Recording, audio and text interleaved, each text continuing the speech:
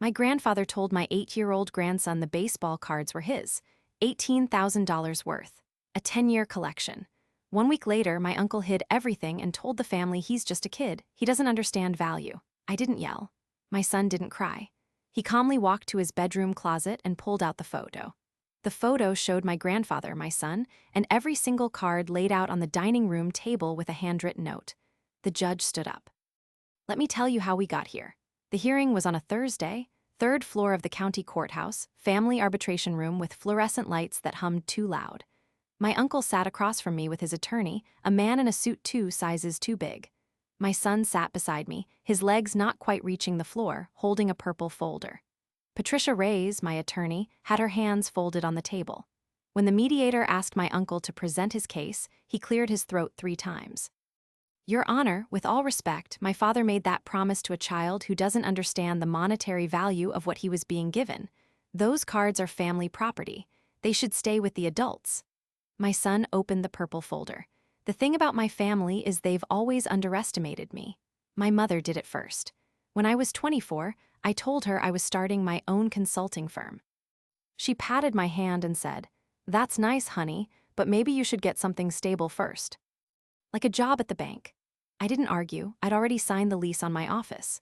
3 months later, I landed my first contract for $37,000. I didn't tell her. I let her think I was still job hunting. My sister did it too. Lauren, she married a surgeon and never let anyone forget it. At family dinners, she'd talk about their house, their cars, their vacation to Italy. When I showed up in my Honda, she'd smile and ask if I needed help with my rent. I said no thank you. I owned my condo outright by then. Paid cash. She didn't know because I never corrected her assumptions. I just smiled and changed the subject. My uncle was the worst. Gerald.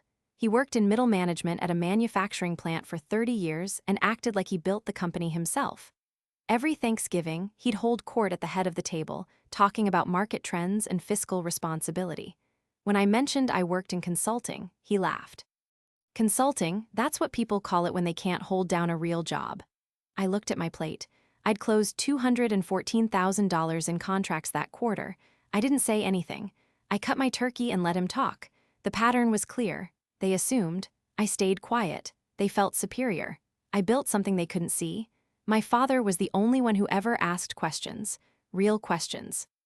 Not the kind designed to confirm what he already thought, but the kind that wanted actual answers. When I told him I'd started my own firm, he said, "What kind of consulting?" I told him supply chain optimization for mid-sized manufacturers. He nodded slowly. That's smart. Those companies need help but can't afford the big firms. Exactly. He got it in one sentence. He never made assumptions. He asked and he listened. When my son was born, my father was the first one at the hospital. He held him for 2 hours while I slept. He came to every birthday, every school play, every baseball game. My mother came when it was convenient. Lauren came when she could bring her own kids and make it about them. Gerald came twice in 8 years, but my father showed up. Always. My father collected baseball cards his entire adult life. Started in 1973 with a Mickey Mantle rookie card he bought at a garage sale for 50 cents, worth $4,000 now. He kept them in a climate-controlled storage unit, organized by year and player. He had binders, protective sleeves, a detailed inventory system. My mother thought it was ridiculous. "Grown man playing with cards," she'd say. My father would smile and go back to cataloging. When my son turned 6, my father brought over a Babe Ruth card in a sealed case. "This one's special," he said. "I want you to take care of it for me." My son held it like it was made of glass. For 2 years, he kept that card on his dresser. He'd show it to his friends, explain who Babe Ruth was, why the card mattered. My father noticed. "He respects it," he told me. "That's rare in a kid." Last April, my father called me. "Can you and the boy come over Saturday? I want to show him something." We went. My father had laid out his entire collection on the dining room table. Every card, hundreds of them. My son's eyes went wide. My father pulled out a legal pad and a pen. He wrote, "These cards belong to my grandson. He will receive them when I pass. This is my promise. April 19th, 2024. He signed it. Then he took a photo. My father, my son, and every single card visible in the frame. The note was right there in the center. "These are yours," my father said. "I'm trusting you to take care of them." My son nodded. "I will, Grandpa. Do you understand what that means? You can't sell them unless you really need to. You have to keep them safe." I understand. My father handed him the photo. Keep this, so you remember. 3 weeks later, my father had a stroke. He was in the hospital for 6 days. Gerald showed up on day 4. My mother was there every day but spent most of the time in the cafeteria. Lauren came once, stayed an hour, left when her kids got fussy. I was there from 7 in the morning until midnight every day. My son came after school. He'd sit beside the bed and tell my father about his day. My father couldn't talk much, but he'd squeeze my son's hand. The doctors said he might recover some function. He'd need physical therapy, speech therapy, maybe a year of rehabilitation. My mother started talking about facilities. Gerald started talking about costs. I started calling insurance companies and researching at-home care options. My father died on the 6th day, pulmonary embolism. The nurse said it was quick. The funeral was on a Wednesday. My mother cried through the whole service. Gerald gave a speech about family and legacy that made my jaw tight. Lauren brought her kids, who ran around the reception hall while she talked to distant cousins. My son sat beside me quiet, holding the photo in his lap. After the burial, my mother hosted everyone at her house. Casseroles and coffee, cake, and people I hadn't seen in 15 years. Gerald stood in the living room, talking about my father's finances. We need to go through everything methodically. The house, the accounts, the storage unit. I looked up. What storage unit? The one with all those baseball cards. We need to liquidate assets to cover estate costs. My son's hand tightened on my arm. The cards belong to him, I said, pointing to my son. Dad gave them to him in April. Gerald laughed. He's 8 years old. He doesn't understand what he was given. He understands perfectly. Those cards are worth serious money. They're part of the estate. We can't just hand them over to a child. Dad made a promise. A promise to a kid who probably wanted them because they looked cool. Come on, be realistic. I felt my son's fingers digging into my sleeve. I put my hand over his. We'll discuss this later. There's nothing to discuss. I'm the executor. The cards stay with the adults until we figure out what to do with them.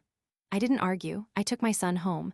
That night I sat on his bed while he cried into his pillow. Not loud, dramatic crying, the quiet kind that's worse. When he finally stopped, he looked at me with red eyes. Grandpa promised. I know. Uncle Gerald said I don't understand, but I do. Grandpa trusted me. I know he did. Are they going to take them? I looked at my son, 8 years old enough to understand a promise, old enough to feel betrayed. I thought about every time my family had underestimated me, every condescending comment, every dismissive laugh. I'd let it go because it didn't matter. I knew what I'd built. But this was different. This was my son. This was my father's promise. No, I said, they're not. The next morning, I called Patricia Reyes. I'd worked with her on 2 business contract disputes. She was sharp, direct, no patience for games. I need your help with an estate issue. Tell me. I explained the situation. The promise, the photo, the collection, Gerald's claim as executor. Patricia was quiet for a moment. Do you have the photo? Yes. Written note visible in the photo? Yes. Signed and dated. That's strong evidence of intent. Not legally binding on its own, but combined with testimony about your father's mental state and his relationship with your son, we can make a case. Does the will mention the cards? I don't know. Gerald has the will. Get a copy. Also, find out if your father mentioned this to anyone else. Witnesses matter. I started making calls. My father's neighbor, Mrs. Chen, remembered him talking about the cards. He was so proud that your son appreciated them. He told me he was leaving them to him. My father's physical therapist from 2 years ago, when he'd hurt his back, remembered similar conversations. He talked about his grandson all the time, said the boy was going to take care of his collection. I documented everything. Dates, times, direct quotes. Patricia drew up a formal claim. We had 2 weeks before the estate inventory was finalized. Gerald had already scheduled an appraiser to value the cards. He was moving fast. I called my mother. Did Dad ever talk to you about giving the cards to my son? He mentioned it. I thought it was a phase. It wasn't a phase, Mom. He made a formal promise. There's a photo. Gerald says we can't just give $18,000 to a child. It's not about the money. It's about honoring what Dad wanted. I understand that, honey, but Gerald has a point. Your son is very young. Maybe we could set up a trust or something. Dad didn't want a trust. He wanted his grandson to have the cards. My mother sighed. Let's not make this harder than it needs to be. We're all grieving. Then tell Gerald to honor the promise. I'll talk to him. She didn't talk to him. Or she did, and it didn't matter. The next week, Gerald went to the storage unit. He had the key from my father's belongings. He cleared out the entire collection, all of it. He brought it to his house and locked it in his basement. When I called him, he was calm, reasonable. I'm protecting family assets. Once we settle the estate, we'll discuss distribution. There's nothing to discuss. Dad gave those cards to my son. Your son can have some of them, a few special ones, but the whole collection. That's not realistic. He promised the whole collection. He was emotional, he was sick, he wasn't thinking clearly. He was thinking perfectly clearly, he wrote it down. A handwritten note isn't a legal document. We'll see about that. I filed the claim 3 days later, formal petition for specific bequest based on documented intent. Gerald received the paperwork on a Monday. He called me Tuesday morning. You're suing me over baseball cards for a kid. I'm honoring Dad's wishes. This is insane, we're family.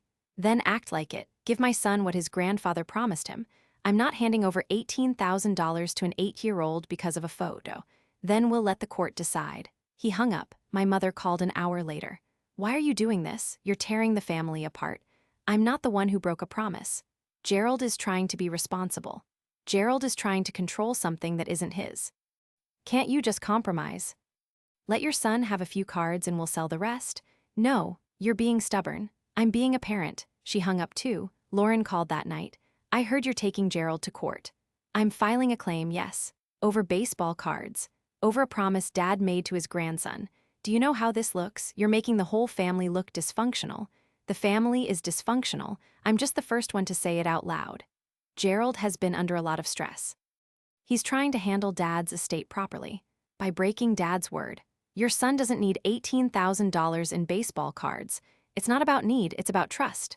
He's 8, he'll forget about this in a month. I looked across the room. My son was sitting on the couch reading. The photo was on the coffee table beside him. No, I said, he won't. The mediation was scheduled for 6 weeks out. In the meantime, I prepared. Patricia helped me build the case. We had the photo. We had witness statements. We had documentation of my father's mental competency right up until his stroke. We had my son's testimony about the promise and his understanding of what it meant. Gerald hired an attorney. Not a good one, but an attorney.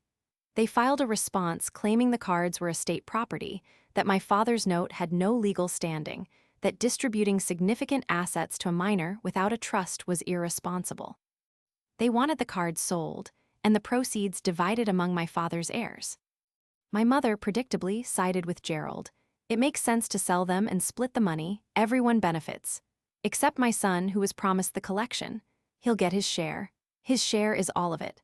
Lauren tried a different approach. She invited me to lunch. We met at a cafe halfway between our houses. She ordered a salad and smiled across the table. I think there's a way we can all be happy here. I'm listening. What if we sold most of the cards, put the money in a college fund for your son, and let him keep, say, 10 cards of his choice? He gets something meaningful, he gets financial security, and the family isn't fighting. Dad didn't promise him 10 cards and a college fund. He promised him the collection. But practically speaking, there's nothing practical about breaking a promise to a child. You're making this so difficult. Gerald made it difficult when he hid the cards. He didn't hide them, he secured them. Same thing. She put her fork down. You know what I think? I think you're using this as an excuse to feel superior. You've always had a chip on your shoulder about this family. I almost laughed. A chip on my shoulder. Yes, you act like we've wronged you somehow, but we've always been supportive. Supportive. You've spent 15 years telling me to get a real job while I built a business that's worth more than your husband's annual salary. Her face went still. Excuse me, you heard me. You don't know what you're talking about. I know exactly what I'm talking about. I also know that this isn't about me. It's about my son and his grandfather's promise. If you can't support that, we have nothing else to discuss. I left $20 on the table and walked out. The next 4 weeks were quiet. Too quiet. Gerald stopped calling. My mother sent a few text messages about keeping things civil, then stopped. Lauren didn't reach out at all. I knew they were talking to each other. Strategizing, I didn't care. I had my own strategy. Patricia was thorough. She found precedent cases where documented intent had overridden technical estate procedures. She prepared my son for testimony, coaching him on how to answer questions clearly and honestly. Just tell the truth, she said. Tell them what your grandfather said and what it meant to you. My son practiced in our living room. I played the mediator. Did your grandfather tell you the cards were yours? Yes. What exactly did he say? He said, these cards belong to you. I'm trusting you to take care of them. How did that make you feel? Special, like he believed in me. Do you understand that these cards are worth a lot of money? Yes. Grandpa told me some of them are really valuable. He said I have to keep them safe and not sell them unless I really need to. What does really need to mean to you? Like if something bad happens, and we need money for something important. Not just because I want something. He was ready. 2 days before the mediation, Gerald called. I want to settle this without going to court. Then give my son the cards. I'll give him half the collection. We sell the other half, that's fair. It's not what Dad wanted. Your father wanted to do something nice for his grandson. This accomplishes that. No, you're being unreasonable. I'm being clear. The answer is no. You're going to regret this. Maybe, but my son won't. The mediation was on a Thursday morning. Patricia met us in the courthouse lobby at 8:30. My son wore his best button-down shirt. He carried the purple folder with the photo inside. Gerald arrived with his attorney at 8:40. He looked tired. My mother came in 5 minutes later. Lauren didn't show. The mediator was a woman in her 50s with reading glasses on a chain. She directed us to a conference room and explained the process. We're here to see if we can reach an agreement without a formal hearing. Both parties will have a chance to present their case. Then we'll discuss potential resolutions. Gerald's attorney went first. He laid out the estate argument. The cards were valuable assets. No formal will provision existed for them. The handwritten note lacked legal standing. Distributing significant property to a minor without oversight was improper. He recommended selling the collection and establishing a trust for my son's benefit. Patricia presented our case. She showed the photo. She read witness statements from Mrs. Chen and the physical therapist. She explained that my father had been mentally competent and that his intent was clear and documented. She called my son as a witness. The mediator looked at him. Can you tell me what your grandfather said to you about the baseball cards? My son opened the purple folder. He placed the photo on the table. He said these cards belong to me. He told me I have to take care of them. He wrote it down so I wouldn't forget. Do you understand what it means to take care of them? Yes, it means keeping them safe and not selling them unless I really need to. What if someone offered you a lot of money for them? I'd say no, unless we needed it for something really important, like if my mom got sick or we lost our house. Do you think you're old enough to have this responsibility? Grandpa thought I was. I don't want to let him down. The mediator looked at the photo for a long time, then she looked at Gerald. The evidence shows clear intent. Your father documented his wishes. He communicated them to multiple people. He took specific steps to formalize the promise. While the note isn't a legal will, it's strong evidence of what he wanted. Gerald leaned forward. With respect, my father was emotional. He was sick. He wasn't thinking about the practical implications. The note was written in April. He didn't have his stroke until May. Are you claiming he was incompetent in April? No, but then his intent stands. Gerald's attorney spoke up. Even if we accept the intent, the child is 8 years old. He can't properly manage assets of this value. Patricia responded immediately. The child doesn't need to manage them. His mother can act as custodian until he's 18. The cards can remain in secure storage. This isn't complicated. The mediator nodded. That's a reasonable solution. Gerald shook his head. This is ridiculous. We're talking about $18,000. You can't just hand that to a child based on a photo. I'm not handing it to him based on a photo, the mediator said. I'm recognizing his grandfather's clearly stated wishes. If you'd like to contest this in a formal hearing, you can, but I'm advising you right now that you'll lose. Gerald looked at his attorney. The attorney looked at his notes. Nobody spoke for almost 10 seconds. Then Gerald pushed back from the table. Fine. Take the cards, but don't come crying to me when he loses them or damages them or sells them for a video game. My son's voice was small but steady. I won't do that. Gerald didn't look at him. He stood up. Are we done here? The mediator produced a settlement document. I'll need both parties to sign. Patricia reviewed it. Standard terms. The collection would be released to me as custodian for my son.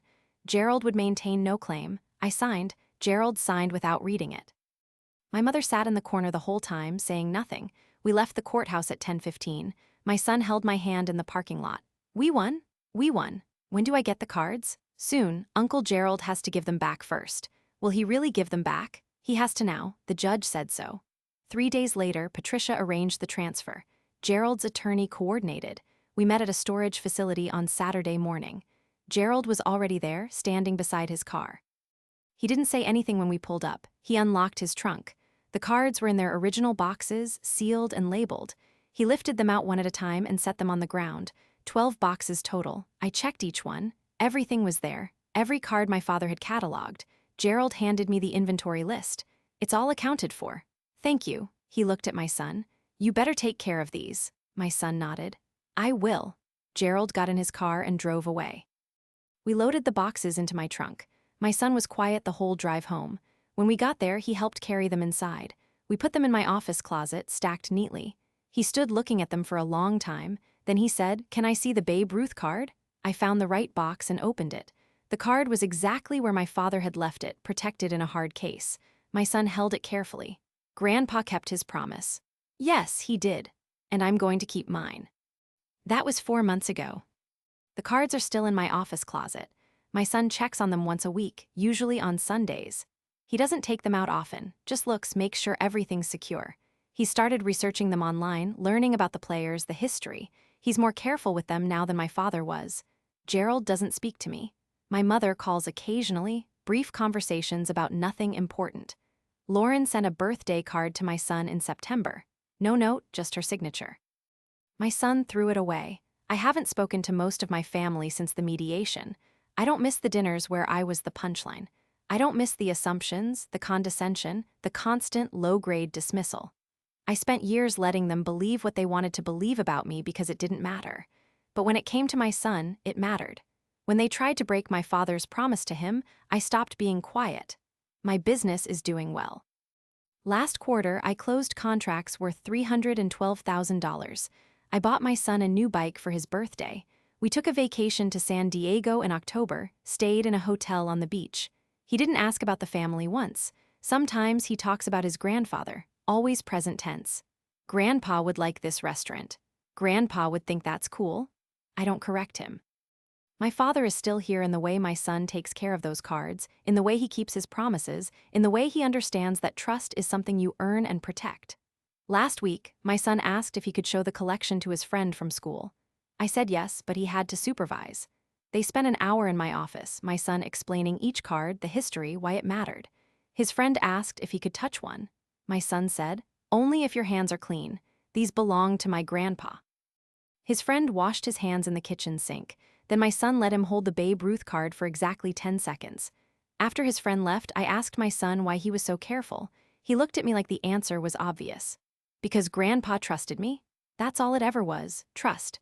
My father trusted my son with something valuable. My son understood what that meant. Gerald didn't care. He saw dollar signs and a child who couldn't possibly appreciate them. He was wrong.